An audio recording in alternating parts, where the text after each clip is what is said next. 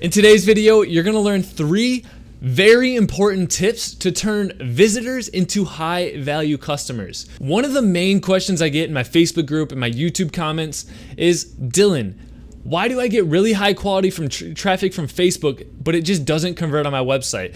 A lot of you are seeing good click-through rates, good CPMs, just overall good results on the Facebook analytics, but when people come to your site, they don't end up buying.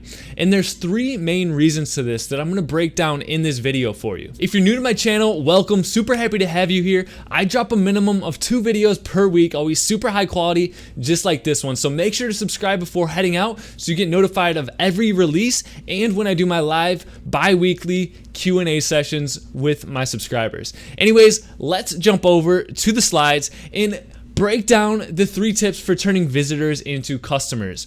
So this video right here is going to be incredibly valuable, and I actually want to show you some analytics from the past few months of a personal brand that I'm currently scaling. This is actually my current brand that I'm actively scaling. It's projected to do $160,000 in revenue this January alone. So as you can see, I scaled it from 0 to $226,000 in less than 60 days. And if you're interested in learning the breakdown step by step, I just released my first education program where you get full access to this course. But anyways, the tips that I'm going to teach you in this video to convert your traffic and make really high converting product pages is what I'm actively using for this store. So I wanted to give you some hope that you can change the results on your store to look more like this. All right, let's get into the breakdown.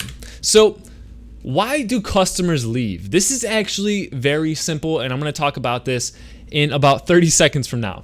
Then we're going to go into finding the visitor's shoes and how to put them on, why nobody cares and how to make them care, and then easy reading makes easy conversions. Insta consumable content wins. So this is the breakdown of exactly how I turn visitors into my customers. So first, what we need to find out is, why do customers leave? And there's actually 2 main reasons that I'm going to teach you about here. So why do they leave?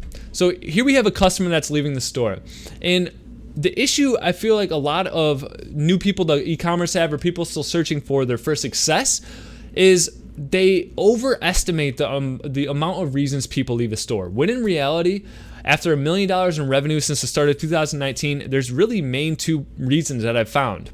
Number 1, the customer doesn't feel there's an immediate benefit to their life.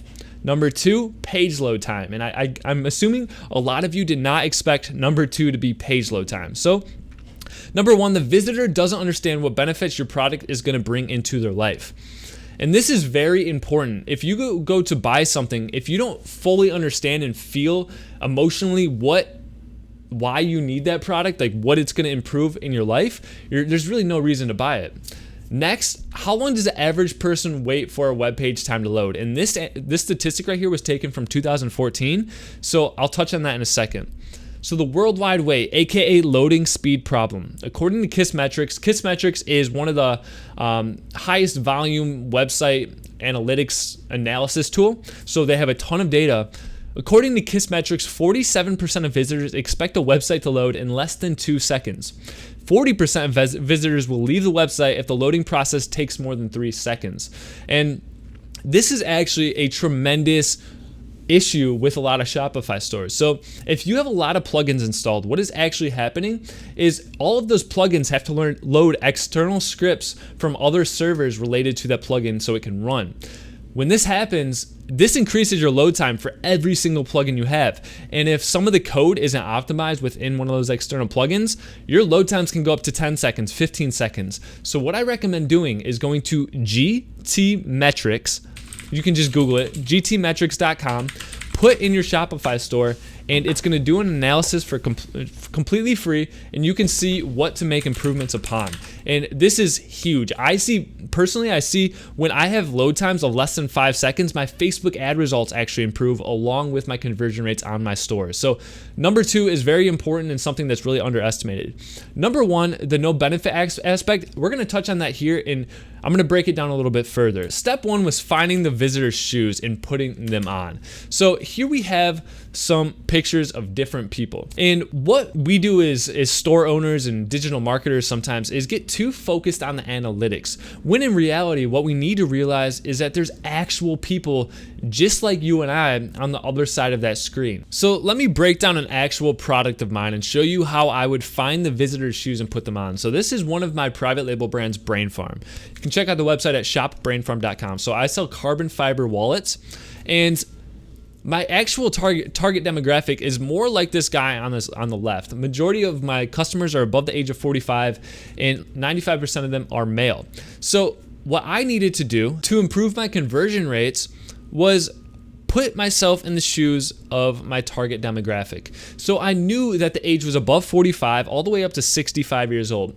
The first thing that I did that made a big difference and it actually is heavily underestimated is changing the font. When you have an older demographic, it is most likely more difficult for them to read your website, and you want to make things stand out. If you think about like your parents or your grandparents, if you look at their cell phone a lot of the time, they have the huge text. It's because it's difficult for them to read a lot of the smaller text.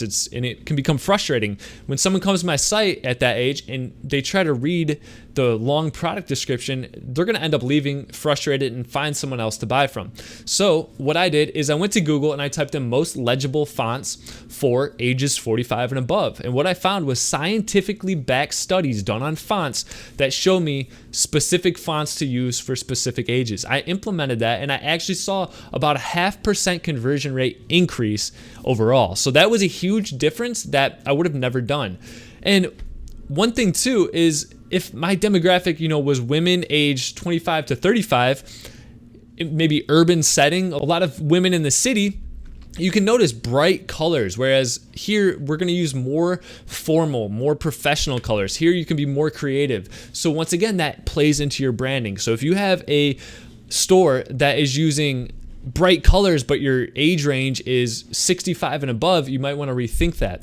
Same with your logo and the type of wording and language that you use. So let's say I was selling a product for people under the age of 18, some type of headphone or something. I could call them drip pods or swag pods, and they would get that it's a fresh, new, cool product.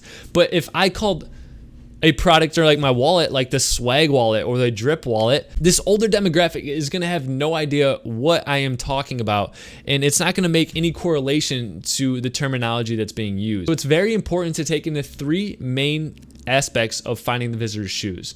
Number one, look at your analytics, find out who your actual demographic is. If you don't have any purchase data to look at yet and you're trying to increase your conversion rate, then look at analytics such as high click-through rate and break it down by age range and gender. And that's going to help you get an idea of who your potential converting customer base is. And then you can apply that to them. So that's step number one, look at the data.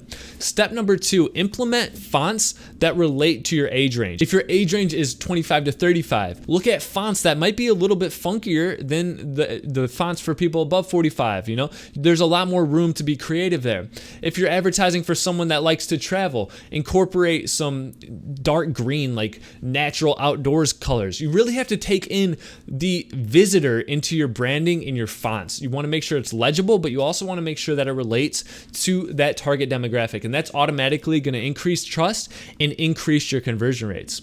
Step number three to finding the visitor's shoes is use terminology that relates to your target demographic. If your age range is below the age of 23, go on to like Instagram meme pages or TikTok and see what type of language people are using. If it's from 25 to 35, maybe people are starting families, buying homes. So find articles online that are directed at that age range that have a large amount of following and see what type of terminology they are using. If it's above 45 to 65 or even older, then you can go into different articles once again. And what I do at this stage is I really just research major publications that are made for specific age ranges and get inspiration and replication from what they're already doing that's working for them.